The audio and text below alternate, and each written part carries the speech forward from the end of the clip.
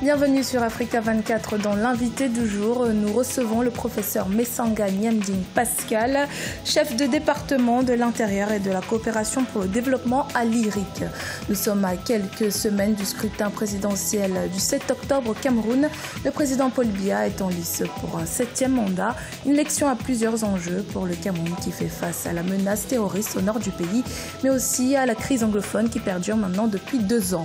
Nous allons aborder la question avec le professeur Messanga, également membre du comité central du RDPC, le parti au pouvoir. Merci d'avoir accepté notre invitation, professeur Messanga. C'est moi qui vous remercie, madame, pour cette invitation. Alors, professeur, comment votre parti, le RDPC, appréhende cette nouvelle élection présidentielle? Écoutez, sous le signe de la satisfaction sur le plan démocratique, même si nous avons quelque peu des regrets, que nous n'ayons pas atteint certains objectifs sur le plan sécuritaire. Voyez-vous, le Cameroun aujourd'hui est au nord sous l'emprise de Boko Haram, la secte terroriste. Et du point de vue des relations internationales, vous pouvez constater qu'aucun pays n'est épargné. Oui. Mais grâce à une politique de mobilisation et volontariste face à des ressortissants du Nord et globalement des Camerounais qui ont soutenu fortement leur président, qui, souvenez-vous, au TOC de Paris, a dit qu'il ouvrait une guerre au Boko Haram, le Cameroun arrive à s'en sortir. Est-ce que vous pensez que le président Paul Biya, pour un 7e mandat, 84 ans, est apte à gérer justement ce type de challenge encore pour 7 ans, si jamais il est élu? Vous savez, le président Paul Biya, dans le monde, est arrivé au pouvoir dans des conditions essentiellement ouvertes, puis démocratiques. Et c'est sans ignorer aussi, peut-être faudrait le rappeler, que lorsqu'il arrive au pouvoir le 6 novembre 1982, le Cameroun n'est pas en paix, contrairement à ce que certains vendeurs d'illusions véhiculent.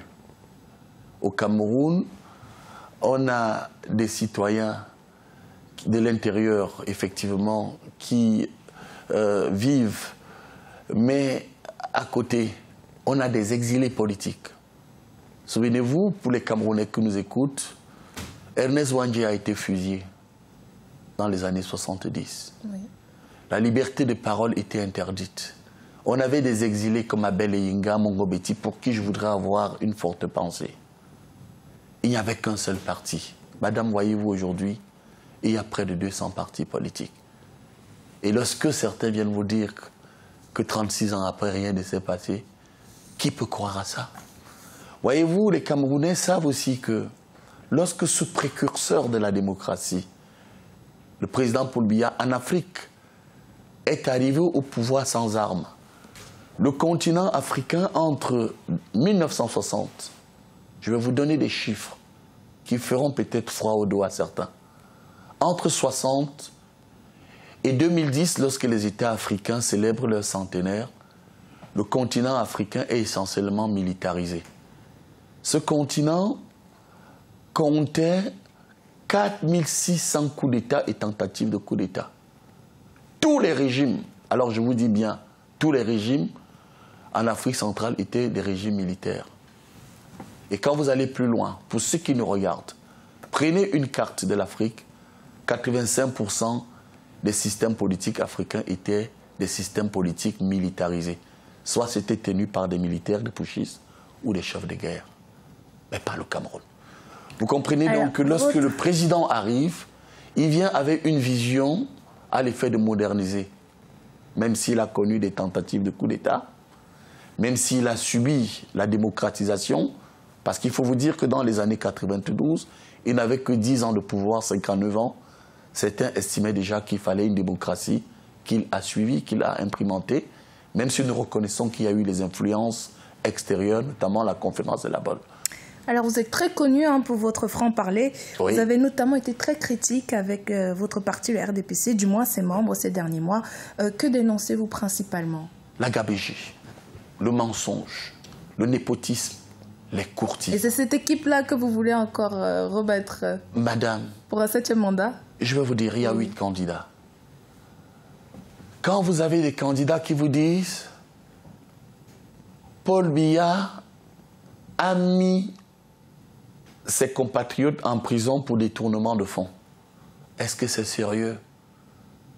Lorsque vous voyez aujourd'hui au monde, le Cameroun est l'un des rares pays où le président Paul Biya, comme il a dit lui-même, n'a pas été fantaisiste vis-à-vis des détourneurs de fonds.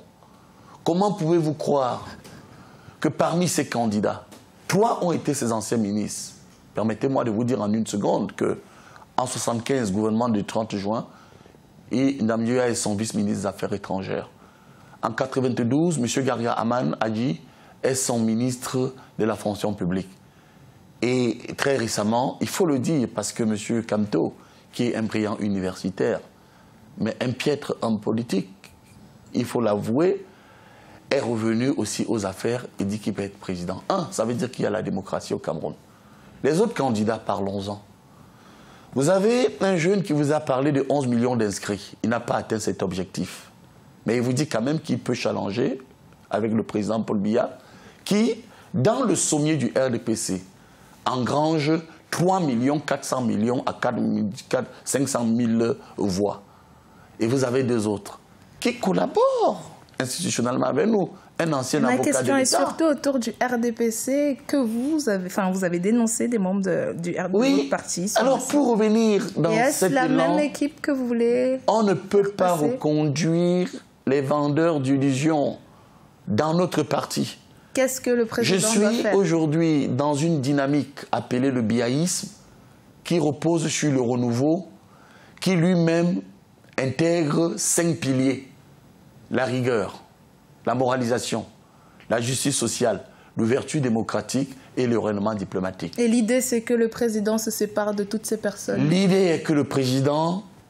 il efface sa réputation, on va dire. Mettez-vous à la place du président sur le plan économique, qui a fait du Cameroun le grenier d'Afrique centrale. C'est le Cameroun qui fait vivre tous ses voisins. Prenez le taux de croissance du Cameroun, qui est de 5 voire 6%. La dette intérieure et extérieure a été maîtrisée.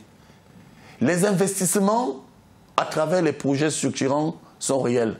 Lompaga, Mekin, Mvengle et bien d'autres investissements que je ne peux pas ici citer au regard du temps qui nous est imparti. Les autoroutes Douala-Yaoundé, 8 universités. Quand Paul Biya arrive aux affaires, le Cameroun n'a qu'une seule université. 2 universités anglo-saxonnes, 6 universités bilingues. Qui sont assez criminées, on parle de corruption. Par exemple, l'ENAM aujourd'hui... Mais non, l'ENAM est une école professionnelle, effectivement, où certains ont estimé qu'à l'ENAM, il y avait un conflit entre le directeur et le ministre de la fonction publique. Il s'agit des problèmes internes à 2 personnes qui ne pouvaient pas collaborer. Mais qu'on vienne vous dire, comme j'ai entendu un candidat, soutenir qu'il va supprimer l'ENAM. Mais j'ai envie de lui dire, mais où est-ce que vous allez former des futurs hauts fonctionnaires? On ne vient pas vendre des illusions aux Camerounais. Les Camerounais veulent comprendre ce qu'on fera des jeunes. Parmi ces candidats, 2 ont 61 à 66 ans. L'autre, le professeur, a 64 ans.